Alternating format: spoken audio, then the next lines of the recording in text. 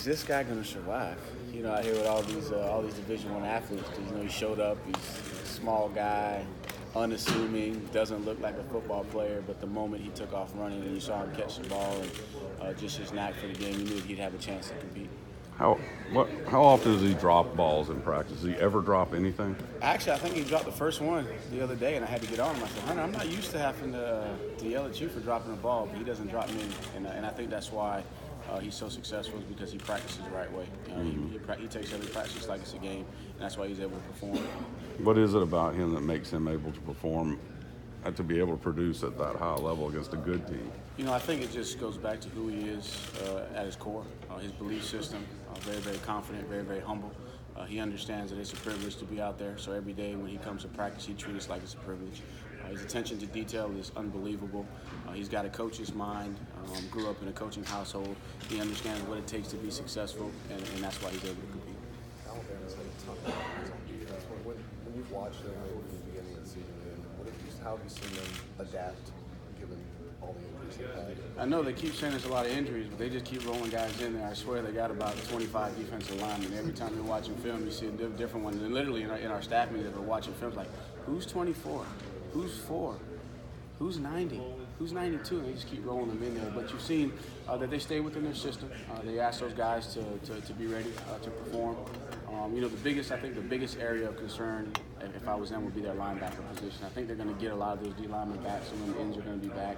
But really the linebacker position is the one that probably gives them the biggest issue, just because they ask those guys to do so much. But when 30 was in there, you saw him come back from his foot injury late in the season versus Auburn, playing at a high level. Obviously 42's played a lot of football for him early in the season. And then, you know, I think one of the best players, you know, on defense is 32. The way that he runs around. So I anticipate that with the time off, they're going to have an opportunity to get those guys healthy. I really haven't seen them go away from what they do. They just keep plugging guys in and ask those young guys to step up. What's it like to watch him? It's incredible to watch him because he does so much. I mean, he can go out there and play corner, lock you down. He can lock your slot down. He rushes the passer. If they need him to go back and play off the hash, he can do it all. You can tell that he's like a quarterback out there. He gets those guys in the secondary where they need to be, plays with a motor, and you can just see that everyone feeds off his confidence. A lot of teams. You know, going into it, we knew athletically that he had everything that he needed. We just didn't know how he was going to perform when the lights came on. And right out the gate, just to see how he came out versus Kent State, throwing the ball where he needed to throw it, making the decisions, he just continued to progress. And the biggest thing I think is when there was a little bit of a lull and we weren't hitting the deep balls down the field, he never lost confidence. He kept throwing the ball, and that's just a sign of maturity, that he trusts the process, he trusts his ability, and he understands that you're going to have to work through some low times to get back to performing at a high level. What did you make of when some questioned you guys at the beginning of the season because of having to replace Deshaun? You know, it's next man up is the mentality, and we've been working for a long time as a program to get to that point, and we challenge everybody, whether they're a starter or they're a backup going into it. You have to prepare as if you're a starter because you're one snap away from being the guy that the team is counting on. And so Kelly had a great mentor in Deshaun. He saw it every single day, you know, what it looks like to prepare, what it looks like to go out, your practice habits, your demeanor, how you handle the media. So he had a perfect example in front of him. And he was a young person that he took advantage of that. You know, a lot of guys, when they're in a backup role, they're just sitting there waiting their time, kind of twiddling their thumbs. But he took advantage of it. He prepared every single day, and when he got his opportunity, he performed. So I think just having Deshaun there every single day showed him what a pro. And I said it before, Deshaun prepared like a pro, and I think that's what Kelly's been able to adapt and learn throughout the season, how you prepare like a pro. But was there ever doubt that, you know, through strict practice and in the summer that he was your guy? Was that ever a question in your mind or the coach's mind? You know, never a question, because I think, you know, right out the gate when we started, we had great chemistry, great cohesion, and you could tell that he'd been working in the offseason with the guys, and so the team was very, very confident in his ability. You know, the biggest thing I say question would be, and concern is just we've never seen him do it. You know, under the lights, when you're talking about we're getting ready to go on the road to Louisville, we're going to have to go to Virginia Tech, play in those environments. He's never been the guy that's ran out there first. So that was the only concern. Physically and mentally, we knew that he was prepared and ready. He had waited his turn. He had really brought the guys together, and we were excited about what we had offensively because there was a lot of questions with all the guys that walked away. But we saw that the guys rallied towards him, He's got a great demeanor about himself. The guys really feed off of him, and now we just need to see him do it. Do those stages, the road games against those teams, compare to what he'll see on Monday, or do you have a curiosity of how we handle this particular stage? You know, I think when you're playing Florida State in Clemson, that's a big game. When you're on the road at Lane Stadium at night, it's college game day, it's the biggest game in a long time. They got all their former greats they're honoring there. You go to Louisville, and actually, if you look back to when Deshaun was a young guy, Deshaun didn't play quite as good at Louisville. You know, and I think his third game of the season, where Kelly goes up there and he leads us to one of the biggest victories we've had on the road in our conference. So I think that he's going to be ready for the moment. And what you're learning about Kelly is there's never a moment that's too big for him. And I think that's something that he learned from Deshaun too. Is just once the smoke clears and you run on the field, it's just football. Are they similar character-wise, personality-wise? Do they have similarities? Say that again? Do you see similarities in terms of how they handle things and their personality? No question, and I think it stems from both of their backgrounds. Obviously, everybody knows Deshaun's background, his humble upbringing, and I think Kelly has a similar story. Obviously, family structure might be a little bit different, but he overcame some adversity when he was in high school, some serious adversity that potentially took the game away from him.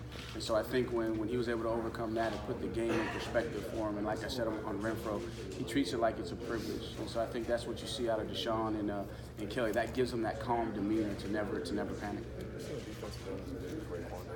No, I have not. What's the challenge in game plan? Well, he's just he's an unbelievable athlete to be 6'7", 300+ pounds. His change of direction and his length. The biggest thing for him is just the challenge of handling that length, and he's got the versatility to go inside, so he can play 3 technique, and he can line up at defensive end. And so when he's at end, obviously he has the length that he can use to his advantage. When he's inside, he also has that speed and that quickness to create an advantage on your centers and your guards. So he's just a lot like Allen. Who was it? Jonathan Allen from last year. Yes. A lot like him in his versatility, but he's bigger and he's a lot longer than Allen was. A lot of teams based in Alabama just don't even try to run. It looks like they just concede that they can't do that. How important is it for you guys to be able to say, this is a big part of what we do and we're going to find a way? No question. I think you got to run the ball effectively. You haven't seen anybody just come right out of Alabama, knock them off the ball, and get 4 and 5 yards a clip. Obviously, you got to have ways within your scheme to generate some running game, but you got to stay committed to it. Keep them honest. Obviously, you don't want to get in a situation where it's passing every down, because then again they got some packages where they can bring some speed guys on the field and really create some havoc. So I think you got to keep them honest, keep them in their base personnel by trying to effectively run the football. Wait, what's it like for Elliott? Just overall, how unique is he as a player? He's very, very versatile, and again, he can play every position in the secondary. And so, obviously, they've had an injury at safety. Not sure how they're gonna use him. Are they gonna play him on the hash? Or are they gonna play him down in the over your slot receiver? So there's a little bit of unknown in terms of how they're gonna use him in this game plan. But he's a guy that can blitz the passer. They use him a lot more this year, coming off the edge, rushing the passer. He's become a guy that's more effective in the run game, as a run stopper as well. And then he can go out there in their man situation. And then also in some of the third down packages, he can roam around in the middle of the box. So you can see he's very, very intelligent. So you got to know where he is, because he's either going to be on your best receiver in man coverage, or he's going to be forcing the run, or he's going to be in that box as a spy guy for your quarterback run. Hey, what's something special about under Renfro that allows him to maybe have the success he does as a player that maybe you don't feel like gets talked about enough, or doesn't get enough credit for? Right. I don't think it's just his natural ability gets talked about enough. I mean, you look at him, he's as quick a guy as we have, on the field. Maybe not as fast as some of the other receivers in Dion and T. Higgins, but he's very, very quick, and it's the way that he goes about his business. He's a master of his craft, and I think that's something that's being lost with young people nowadays, because they watch the pro guys, and the pro guys are very, very talented, and they can get away with not having good technique. They can false step in their routes. Their break points don't have to be perfect, but Hunter is a master of his craft, so he understands leverage, influence, break point, setting up defenders. He reads coverage as well, so he's just a master of his craft, and I think that's why he's able to compete with guys maybe a little more talented.